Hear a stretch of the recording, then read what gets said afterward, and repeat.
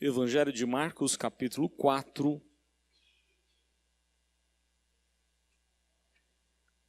É um texto muito conhecido, que a última música tem tudo a ver, aquilo que a gente acabou de cantar ao Senhor. Marcos 4, verso 35.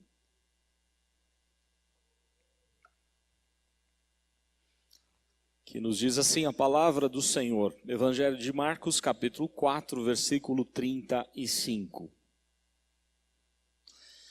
Naquele dia, sendo já tarde, disse-lhe Jesus: passemos para outra margem. E eles, despedindo a multidão, o levaram assim como estava no barco. E outros barcos o seguiam. Ora, levantou-se grande temporal de vento, e as ondas se arremessavam contra o barco, de modo que o mesmo já estava a encher-se de água. E Jesus estava na popa, dormindo sobre o travesseiro. Eles o despertaram e lhe disseram: Mestre, não te importa que pereçamos? E ele, despertando, repreendeu o vento e disse ao mar: acalma-te, emudece. O vento se aquietou e fez-se grande bonança. Então lhes disse: por que sois assim tímidos? Como é que não tendes fé? E eles, possuídos de grande temor, diziam uns aos outros: quem é este que até o vento e o mar lhe obedecem? Muito bem, vamos orar mais uma vez. Muito obrigado, Deus, pela bênção de estarmos juntos na Tua casa. Pedimos agora que a Tua palavra fale sempre ao nosso coração. Tu sabes que a nossa mente é tão limitada, dispersa. Por isso que o Teu Espírito ajude-nos a iluminar a nossa mente e aplicar as verdades do Senhor no nosso coração. Fica conosco, pedimos tudo em nome de Jesus. Amém. Eu achei interessante uma ilustração, na verdade minha esposa que estava lendo uma ilustração do Max Lucado, e ela me contou e eu achei muito legal, eu queria pegar uma parte dessa ilustração que ele conta num dos seus livros, para contar aqui para os irmãos. É que ele relaciona num dos seus livros a vida cristã a uma viagem de navio. Eu achei curioso porque nós acabamos, um grupo da melhor idade acabou de fazer uma viagem gostosa de navio, e já está com saudade, o pessoal já está querendo fazer outra, já estamos pensando aí, quem sabe, para o ano que vem, uma outra viagem muito boa. Mas o que me chamou a atenção na palavra do Max Lucado é que ele faz a seguinte relação: a vida cristã, ou a igreja, o relacionamento com Deus, enfim, a caminhada com Deus, é como se fosse uma viagem de navio. E aí no primeiro momento você fica feliz da vida. Fala, olha que beleza, hein? Igual lá o que nós passamos aqueles dias. Não é bem assim. E aí ele vai falar, na verdade não é um navio de cruzeiro, mas um navio de guerra. A vida cristã não é um navio, não é uma viagem de cruzeiro, mas um navio de guerra. E aí ele começa a apontar algumas coisas que faz a gente pensar, Porque numa viagem de cruzeiro é tudo uma delícia. É férias, é um gozo, tremendo, são diversas atividades, alimentação, conforto. Mas numa viagem de um navio de guerra é bem diferente. Tem muitas dificuldades, Por exemplo, tem gente que aliás, todos que ali estão precisam trabalhar e trabalhar muito para a viagem dar certo. É servir o tempo inteiro. E aí ele aponta algumas coisas, Por exemplo, alguns vão cuidar dos inimigos. Numa viagem de navio de guerra, tem aquele que está atento. Se o inimigo chegar perto, ele vai bombardear o inimigo. Então, tem aqueles que têm que ficar atento contra o inimigo. Tem aqueles que estão prontos a ajudar os afogados, os acidentados, aqueles que sofrem algum dano. Na igreja a mesma coisa. Alguns devem estar preparados e preocupados em ajudar um ao outro. Outros cuidando de pessoas, enfim, ou da tripulação, Você pode pensar aí em cada uma das áreas que uma viagem de navio seria necessária, mas com essa lembrança nós estamos em guerra, nós não estamos passeando por esse mundo. Há um inimigo das nossas almas querendo destruir a gente. Jesus já disse que ele vem para matar, roubar e destruir. E nós precisamos ficar atentos, porque não estamos passeando, Mesmo saindo de férias como eu vou agora, eu sei que eu tenho que ficar atento, porque o inimigo está ao redor, ou ao nosso derredor, conforme diz Pedro, né? Procurando um jeitinho para nos tragar, para acabar com a nossa vida. Mas como é bom a gente saber que nós temos um capitão. E é ele que dá segurança a essa viagem. A viagem pode ser difícil, é verdade, pode ter tempestades, pode ter dificuldades, mas o nosso navio nunca vai afundar.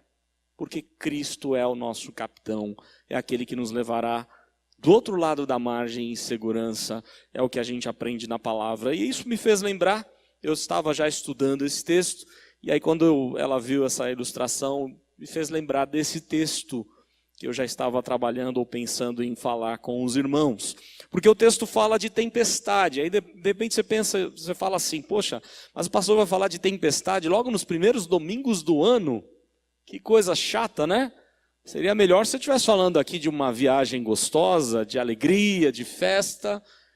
Mas é verdade que a gente vai ter coisas boas neste ano, sim. Nós teremos momentos alegres, se Deus assim permitir. Mas além disso, nós também teremos tempestades. Seria engano nosso dizer que a vida, ou no ano de 2019, seus problemas acabaram. Tudo será resolvido e você não vai ter problema algum. Não é verdade.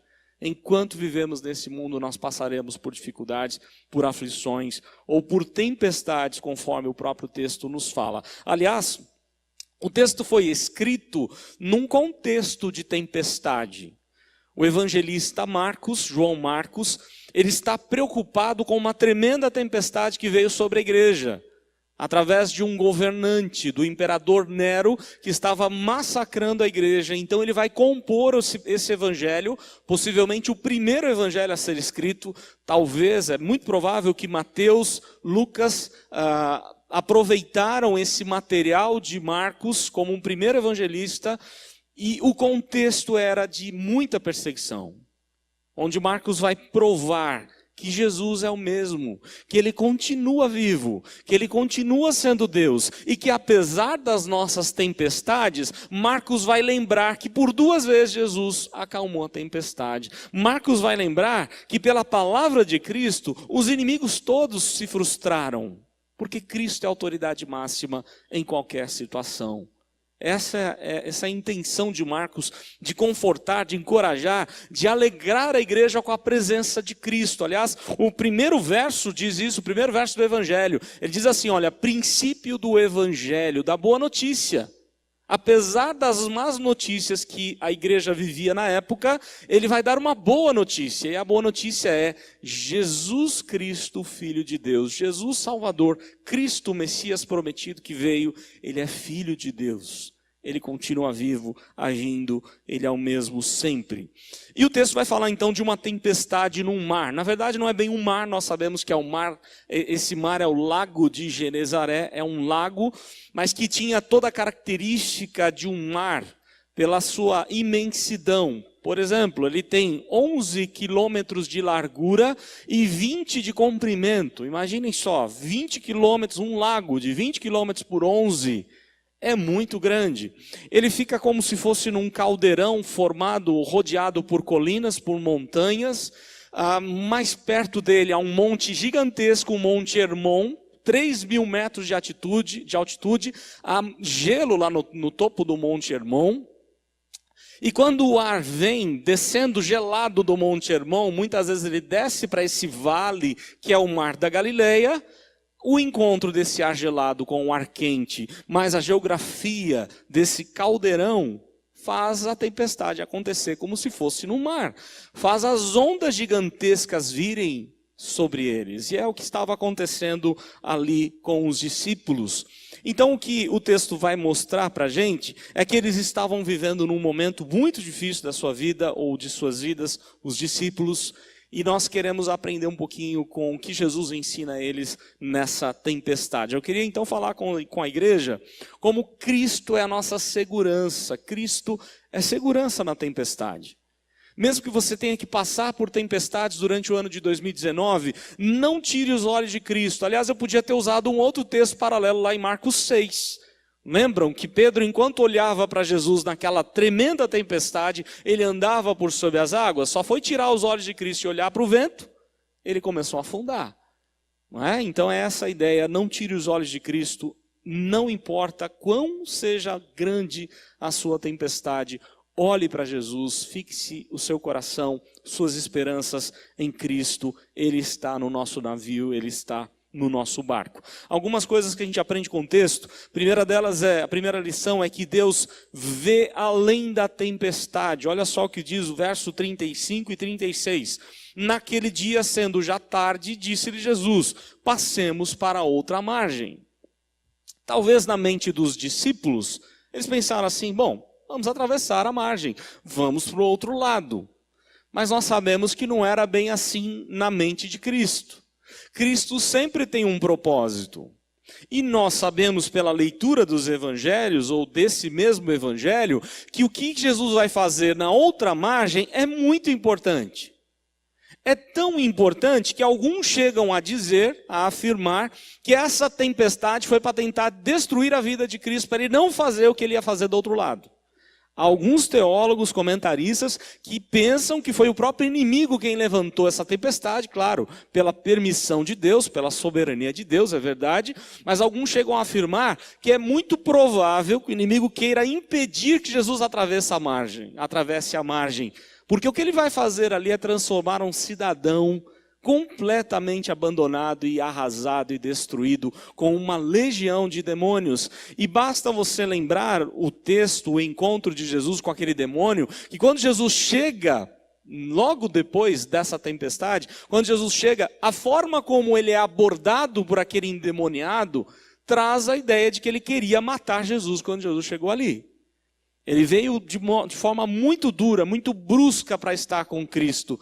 Curioso, quando ele chega diante de Cristo, ele se curva diante dele, fica aos pés de Cristo, que é o lugar onde o inimigo sempre está, sempre aos pés do Senhor Jesus.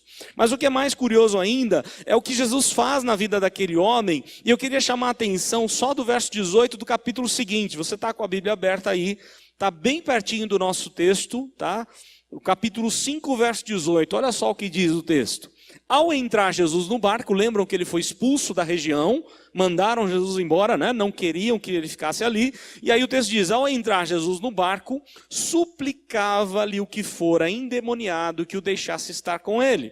Jesus, porém, não lhe permitiu, mas ordenou-lhe, vai para a tua casa, para os teus, anuncia-lhes tudo o que o Senhor te fez e como teve compaixão de ti. Então ele foi e começou a proclamar em Decápolis tudo o que Jesus lhe fizera e todos se admiravam. Olha só o que Jesus quer fazer. Ele vai atravessar o mar para curar e libertar o endemoniado e tornar aquele homem completamente arrasado como o primeiro missionário da igreja cristã. Ele foi o primeiro a receber a ordem de Jesus. Você não vem com a gente, você vai para os seus e anuncia tudo o que Deus te fez. E aquele homem, o texto diz que ele obedeceu.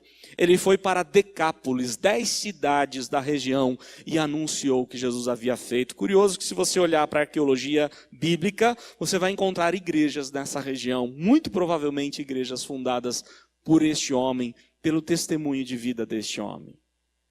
Jesus tinha um propósito ao entrar naquele barco. Jesus tinha um propósito diante de toda aquela tempestade, porque ele vê além da tempestade. Quando nós estamos enfrentando tempestade, a gente não consegue olhar a não ser para a tempestade. E esse é um problema para nós. A gente não consegue olhar ao nosso redor ou além do que está adiante. E nós precisamos então nos aquietar em Deus. Precisamos confiar nele, precisamos saber que ele tem o controle de qualquer situação, e mesmo que a tempestade venha e seja forte, ela não vai nos destruir, ela não vai derrotar os planos ou frustrar os planos de Deus. A gente tem alguns exemplos interessantes aqui para dar, exemplos bíblicos interessantes. Por exemplo, José do Egito, como a vida dele foi uma tremenda tempestade. Desde quando foi vendido por seus irmãos, a tempestade veio com toda a força na vida de José do Egito. Depois que ele consegue se reerguer, vai para a casa de Potifar, e ali ele está já como um líder na casa de Potifar. Vem de novo uma enorme tempestade pela mentira da esposa de Potifar, e ele, sendo fiel a Deus, vai parar naquele presídio. Lembram disso? De novo a tempestade chegou de maneira forte na vida de José do Egito. Mas em tudo isso Deus está permitindo e governando para a sua glória e para cumprir os seus propósitos. Se ele não tivesse chegado até lá, toda a nação de Israel teria morrido de fome. Era necessário que ele passasse por todas aquelas tribulações. A tempestade ela é necessária, queira você ou não, você tem que passar por ela. Nós precisamos saber disso. Deus vê além daquilo que está diante dos nossos olhos. Poderíamos dar exemplos diversos da Bíblia. Jó é um outro exemplo de como a tempestade bateu forte na sua vida. Ele perde até mesmo o apoio de amigos e da esposa. E entra, quem sabe, qualquer um de nós no lugar de Jó, entraríamos em desespero. Jó ficou sim, entristecido, desesperado, mas em nenhum momento blasfemando. O que ele faz é apresentando a sua queixa, o seu lamento a Deus. Ele chora diante de Deus todas as suas angústias, tudo aquilo que ele havia sofrido e perdido. Aliás, perder todos os filhos num só dia, perder os bens, tudo bem, né? Mas perder todos os filhos e depois sofrer de uma enfermidade terrível como ele sofreu, não é fácil. E depois ainda ser acusado de que tudo isso era por conta de um pecado. E ele não havia cometido algum pecado específico para estar daquele jeito. Mas Jó aprendeu a ter mais vida com Deus, a conhecer melhor a Deus, a conhecer a soberania de Deus de mais perto. E ele mesmo chega a declarar que antes ele conhecia a Deus somente de ouvir falar. Mas agora ele tinha uma intimidade maior com Deus. Lembramos de Davi. Quantas tempestades Davi teve de enfrentar. Como Deus trabalhou no coração de Davi pela escola da aflição. E Davi foi se fortalecendo como um homem de caráter, um homem fiel aos seus homens. As pessoas se achegavam a Davi, porque viam nele um líder sincero e fiel a Deus acima de tudo. Um homem segundo o coração de Deus. Mas ele teve que aprender tudo isso com muita tempestade, com muita tristeza. Eu poderia dar diversos exemplos bíblicos, eu queria dar apenas mais um, o de Simão Cirineu, aquele homem que foi levado a carregar a cruz de Cristo. Lembram disso? Quando os romanos estão ali crucificando ou levando Jesus ao Gólgota, Jesus já não aguenta mais o peso, os seus ombros dilacerados, machucados. E aí os romanos, havia uma lei de que eles podiam pegar qualquer pessoa ali ao redor e obrigá-los a carregar. E foi isso que fizeram com Simão, ele foi obrigado a carregar a cruz. E eu fico pensando na imagem que ele viu, as costas todas de Jesus machucado, em nenhum momento Jesus reclamando, Jesus demonstrando o amor de Deus o tempo inteiro. E aquilo impactou o coração de Simão, o Cirineu, que ao voltar para a sua cidade, nós não ouvimos mais falar sobre Simão Cirineu, mas vamos ouvir falar de sua família firmada no caminho do Senhor, a sua esposa sendo bênção no ministério de Paulo, e os filhos de Simão Cirineu sendo bênção também para Paulo como líderes da igreja de Roma. Como o sofrimento, como aquela tempestade na vida de Simão Cirineu, de ver aquele homem justo sofrer, impactou o seu coração. Eu sei que nem eu nem você nós queremos tempestade, é verdade. Nós não precisamos pedir tempestade para Deus, tá? Não é isso que eu estou querendo dizer, não. Não é para você chegar em casa e falar: Senhor, eu quero que o meu ano de 2019 seja muito atribulado e cheio de tempestade. Não façam isso. Não é essa a ideia bíblica, né? Mas caso você enfrente a tempestade ou passe por ela, passe nessa certeza de que Deus tem um propósito. Ela não veio à toa. Deus quer cumprir alguma coisa, Deus quer trabalhar dentro de você, da sua família. Aliás, existe um livro do John Piper, eu não me recordo agora o texto, o título do livro, onde ele diz claramente: quando você aprender que as suas tempestades começam em Deus, você vai ter mais maturidade de enfrentá-las. Não pense diferente. Porque Deus é o soberano de todas as coisas. Não importa se são perdas, não importa se são dificuldades das mais diversas, as tempestades estão sob o controle de Deus. Então nós temos que conhecer um Deus soberano, isso ajuda a gente a enfrentar as tribulações. Então Deus vê além da tempestade. Os versos 35 e 36 deixam isso claro. Jesus vai falar sobre isso, né? Passemos para outra margem, e eles, despedindo a multidão, levaram assim como estava no barco, e outros barcos os seguiam. Uma segunda lição que o texto dá: Deus permite a tempestade. A tempestade tem todo o governo de Deus, onde ele vai permitir. E o verso 37, olha só o que diz: ora, levantou-se grande temporal de vento, as ondas se arremessavam contra o barco, de modo que o mesmo já estava a encher-se de água. E Jesus estava onde? Na popa, dormindo sobre o travesseiro. Eles despertaram Jesus e disseram: mestre, não te importa que pereçamos? Olha só, Deus permite a tempestade. Mesmo você obedecendo a Deus, você vai ser ou vai sofrer tempestade. Porque algumas pessoas pensam assim: ah não, é porque eu estou precisando obedecer mais, né? Como se o crente obediente não passasse por dificuldade. Quem dera fosse assim. Não existe, põe uma coisa na sua cabeça, no seu coração: não existe a teologia da prosperidade e da saúde perfeita. Isso é um engano. Não é porque você obedece a Deus que você é fiel ao seu dízimo, que você é fiel ao Senhor na palavra de Deus, que você não vai passar pelas provações. Aliás, biblicamente falando, é o contrário. Quanto mais piedoso você for, o que Paulo diz? Aqueles que querem viver piedosamente saibam que serão perseguidos, terão problemas. Então não é porque nós obedecemos a Deus que nós não teremos problemas. Eles obedeceram a Deus. Jesus falou: vamos passar para o outro lado. No outro texto lá de Marcos 6, quando Jesus vem andando sobre as águas, isso fica mais claro ainda, porque os discípulos não queriam entrar no barco sem Jesus. Aqui Jesus está junto. Talvez eles lembraram: peraí, lembram daquele dia que teve aquela tempestade? Agora Jesus falou que não vai com a gente, ele vai orar no monte, e é para a gente entrar no barco? Estou fora, né? Talvez eles pensaram assim: opa, não vou. Mas Jesus obrigou-os a entrar, lá em Marcos 6 diz isso. Então eles, obedecendo a Deus, de novo sofreram uma segunda tempestade, agora sem Jesus no barco.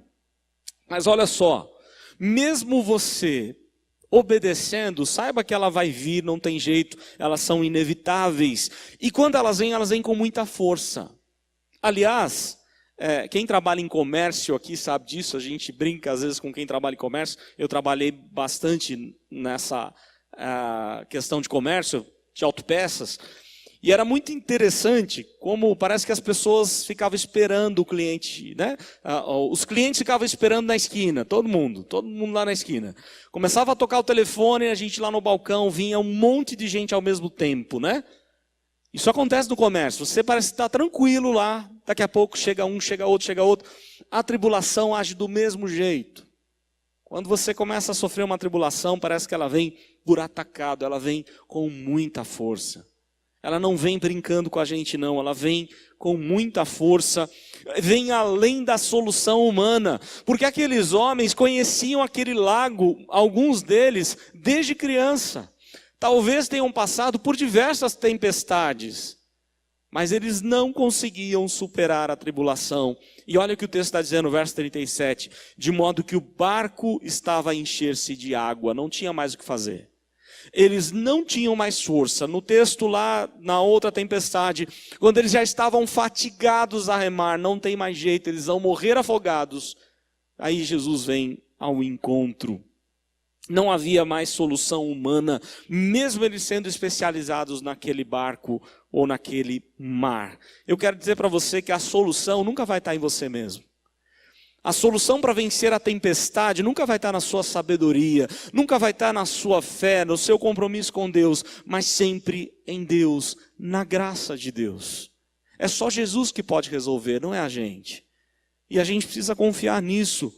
A gente precisa confiar que Ele permite, Ele tem a solução para tudo isso. Aliás, quando a gente pega outros exemplos da palavra de Deus, nós nos lembramos, por exemplo, de Josafá, na terrível guerra contra 3 nações, amonitas, meunitas, moabitas, se reunindo a 30 quilômetros, pertinho já, chegando a Jerusalém.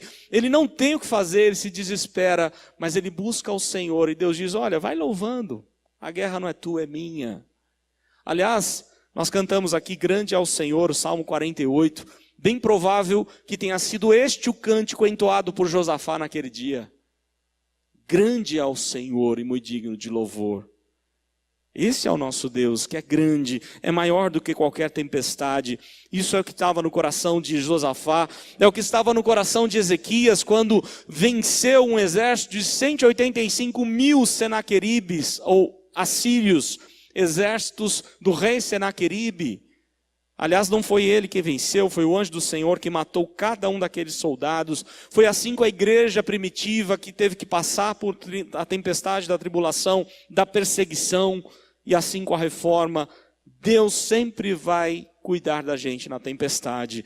Aliás, Ele nunca vai permitir que você seja tentado além do que você possa suportar. Esse é um texto magnífico da palavra de Deus. Eu acho que se não tivesse esse versículo, nós todos estaríamos perdidos. 1 Coríntios 10, 13 é sem dúvida um dos textos mais relevantes.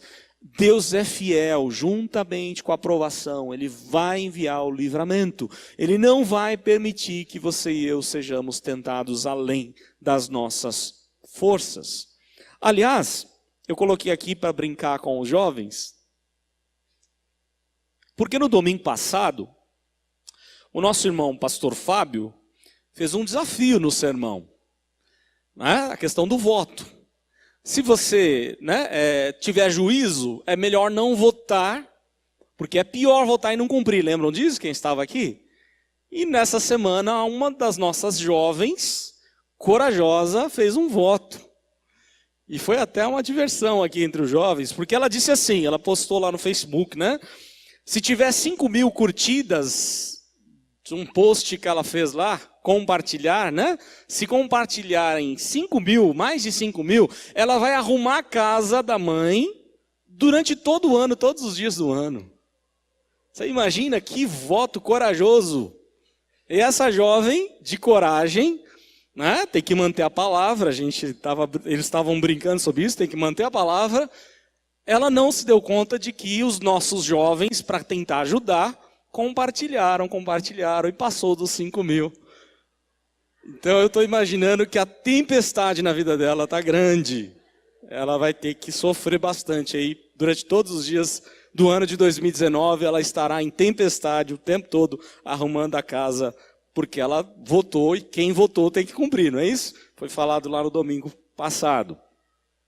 Mas brincando, ou terminando a brincadeira, vamos passar só para uma última parte aqui. Enquanto Jesus, ele acalma a tempestade. E isso é o mais relevante para nós. Porque ele nunca perde o controle, ele nunca é pego de surpresa e ele acalma a tempestade. Olha só o que diz o texto, verso 39. E ele, despertando, repreendeu o vento e disse ao mar, acalma-te, emudece. O vento se aquietou e fez-se grande bonança. Jesus tem autoridade sobre qualquer situação da nossa vida. Vai chegar um momento que os médicos talvez não te dêem esperança nenhuma, ou para você ou para um querido seu. Mas a última palavra é de Cristo. Vai chegar um momento em que talvez sua carreira profissional esteja arrasada, e você não consiga achar solução para o seu problema financeiro, profissional, acadêmico. Mas a última palavra é a de Cristo. Ele é que se levanta e que resolve o problema. Conforme diz o texto, ele é aquele que tem autoridade sobre todas as coisas, como ele diz, acalma-te, emudece, a tempestade se acalmou. É o que a gente aprende na palavra do Senhor. Ele tem o comando sobre todas as coisas, ele é o Deus criador. Ele controla cada célula do nosso corpo, ele sabe direitinho o que está acontecendo com a gente, ele sabe das intenções do nosso coração, ele é o Deus todo-poderoso. Quando você começa a pensar nos nomes de Deus, nos atributos de Deus, são magníficos, não é? São magníficos, é o Deus que cura, é o Deus altíssimo, é o Deus da justiça, é o Deus da paz, é o Deus todo-poderoso, é o majestoso Criador, é o Deus fiel. Pense nos nomes de Deus, eu estou citando alguns deles aqui. É o Senhor, meu pastor, o bom pastor. São vários nomes, e aliás um deles foi usado no livro do Apocalipse, quando de novo em forte tribulação, João revela Jesus como o Todo-Poderoso. O imperador pode ter poder, sim. Os governantes não tementes a Deus, eles até tentam destruir a igreja. Mas quem tem todo o poder é o Senhor Jesus. Ele sim, nós devemos confiar. A palavra do Senhor Jesus antes de partir foi: todo o poder e autoridade foi me dada no céu e na terra. Não importa o tamanho da sua dor, não importa o quanto você está sofrendo com as suas tribulações, suas angústias, talvez até depressão. Não importa aquilo que tem acontecido ou vai acontecer na sua vida. Lembre-se que Jesus está no barco. Lembre-se que Jesus tem poder e autoridade para resolver qualquer coisa. De que Ele é o Deus imutável. Que Ele é o mesmo Deus que acalmou aquela tempestade. É o mesmo que fez abrir o Mar Vermelho e o Rio Jordão e fez passar a seco o seu povo. É o mesmo que agiu trazendo água doce quando não havia água. É o mesmo Deus que cuidou do seu povo no deserto trazendo maná. Ele continua sendo Deus. E Ele vai estar conosco no barco sempre. Nós não estamos sozinhos. A tempestade não pode nos destruir, porque Deus é conosco. Que Deus nos ajude a confiar e a saber que Ele está com a gente, que Ele acalma a nossa tempestade. Ele é o único que tem poder para fazer isso. Deus nos abençoe.